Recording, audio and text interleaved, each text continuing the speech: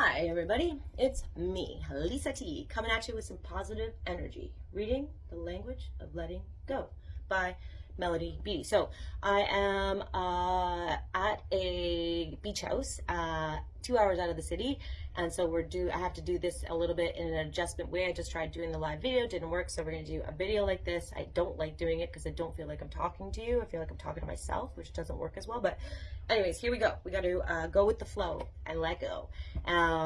This process has brought me to a place where I am able to let go more of the old stuff, and then that invites new stuff in, so this stuff works. I'm so excited that you're all on the journey with me, and let's continue. So I'm going to do a couple of catch-ups. So we got 2 going today, and we are doing July 31st, letting go of what we want. So in my journey of recovery, I remember early on recognizing that, oh, I don't even know what I need. And then after recognizing that, so because I would, I thought I needed that thing, and I would grasp it and try to get it, and then I would get it, and it wouldn't fill that void for me. And then then that evolved for me, and I thought I wanted that, and I want that, and I recognized even my wants, I don't even know what I want, because it doesn't work. It doesn't provide me with the joy and happiness. So the things that I thought, I had to let go of all these old ideas, these old concepts of what I thought was going to bring me joy, happiness, and peace. And I had to let go to the process of life and let life evolve and show me what's going to bring me joy and peace. And I'm experiencing that right now because I've been letting go of all this stuff and ready to let new things come in, and it's been awesome. So see what the reading has to say. So letting go of what we want. I gotta put my glasses on here. Okay. Letting go of what we want. For those of us who have survived by controlling and surrendering, I don't know why they have surrendering in there. Surrendering to me is a good thing. So for those of us who have survived by controlling and surrendering, letting go may not come easy.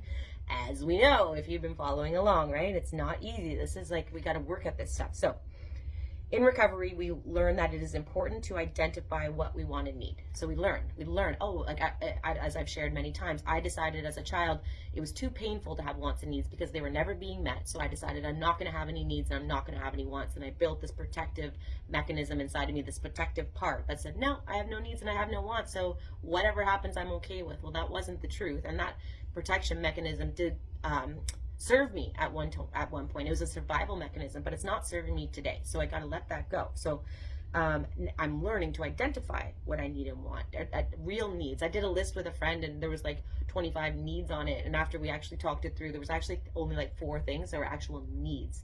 So it takes work. You got to get stuff on paper. You got to talk this out with someone and figure it out, what your actual needs and wants are. So in recovery, we learn that it is important to identify what we need and want. Where does this concept leave us, though? Well, with a large but clearly identified package of currently unmet wants and needs. So this is risky because we're going to see that we have these wants and needs, but are they being met? And that can be sad and scary, right? So is that, and we can wonder, is this ever going to not be the case? Will my needs ever get met? Will I ever fulfill the desires of my wants? So we take a risk here. We've taken the risk to stop denying and to start accepting what we want and need. The problem is the want or need hangs there unmet. So we discover it, but then we're but it's not being met. Where does that leave me? So this can be frustrating, painful, annoying, and sometimes obsessive producing place to be. A lot of people in recovery of any kind, if you're an overeater, a gambler, a shopper, an overspender, an overdrinker, an overdrugger, it's about an obsession. The mind gets stuck on something thinking that's going to fix. So when we're in these spots, that can trigger that stuff. That obsessing, it's an obsessive producing place to be when we're checking this stuff out and having these realizations. So after identifying our needs, there is a next step in getting our wants and needs met. So we identify them, and then we're oh my God, is this ever going to get met? But no, now there's a next step, and we do the work to find out how are we going to get these needs and wants met. This step is one of the spiritual ironies, or paradoxes probably I like to say. This step is one of the spiritual ironies of recovery.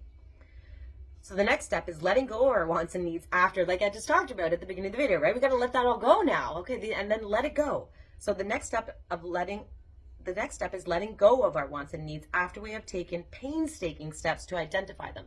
So we identify them and then we let them go. And in a lot of recovery programs, they say, now give it to God. So the point of all of this is so that you stop trying, I stop trying, being the one that trying to get those needs met. So by manipulation, control, all these different weird little things that we do, these subtle things that we're not even aware of until we look at it. So we got to let this stuff go and let the universe, let God, let someone else step in. Because if you're in recovery, then you haven't been doing such a great job of taking care of yourself, right? We're learning how to do that. So yeah, so the next painstaking step is to let them go. We let them go. We give them up on a mental, emotional, and spiritual and physical level. Sometimes this means we need to give up. But it's a different kind of give up. It's like that's why I think surrendering is a good word, not a bad word. But anyways, so sometimes this means we need to give up trying to get this need met that's never getting met. It is not always easy to get to this place, but this is usually where we need to go. How often I have denied a want or need, then gone through the steps to identify my needs, only to become annoyed, frustrated, and challenged because I don't have what I want and I don't know how to get it. If I then embark on a plan to control or influence getting the want or need met, I usually make things worse. And this is why it's a paradox, an irony, because, you know, if we then try to get the need met, then we start into very subtly manipulation and control of people, places, and things to fill our God-sized hole, they say. So if I then embark on a plan to control or influence getting what I want or need, I usually make things worse. Searching, trying to control the process does not work. Trying to control anything does not work. I have learned, to my dismay, let go. It's like paradox, right? It's like, well, I just figured out what I need and want. Now I got to try and get that done. Nope. The paradox is, now you got to let it go. Let it go and let something else take over. Higher powers. I'm experiencing that. That's what I experience. I let go and I surrender to life. And that's, again, why I like that word surrender at the top when it didn't sound like a good word. But surrender to life, and then you're like, oh my God, like at the end of the day, what we really want is peace of mind and joy. Simply. And so, you know, if you haven't been fulfilling that for yourself, why don't you let go? Let something else take the wheel. So sometimes I even have to go to the point of saying, I don't want it. I realize it's important to me, but I cannot control obtaining that in my life. And then I don't care anymore if I have it or not. And then you're free.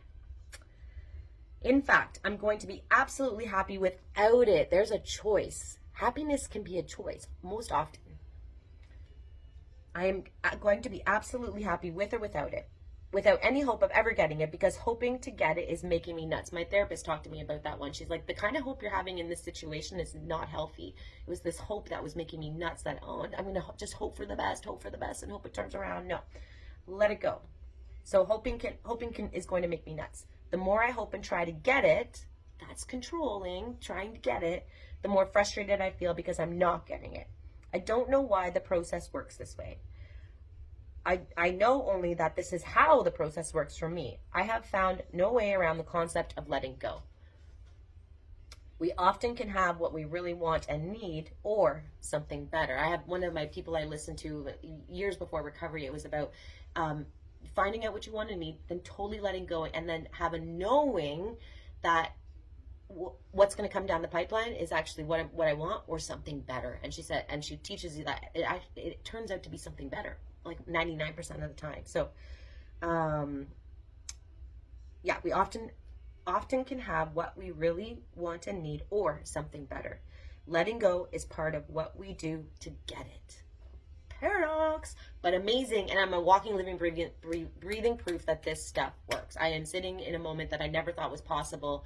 I didn't think that I had it in me. I didn't think it was on, in my cards. I didn't think that, but I've been letting go and just trusting, and then going with it, and recognizing I don't know what I need to want. And then I get here and I have all these fears that, on the way here, and then I realize, oh, like I couldn't plan for this.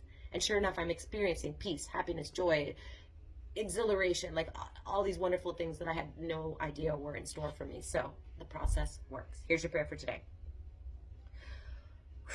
Today, I will strive to let go of those wants and needs that are causing me frustration, only if it's causing me frustration. Today, I will strive to let go of those wants and needs that are causing me frustration. I will enter them on my goal list, then struggle to let it go. I will trust God to bring me the desires of my heart, in God's time and in God's way. God knows what you want. The desires of your heart will come, but on His time. Stop controlling, stop manipulating, let go, and let the joy of life come to you. Thanks for watching. Love you all.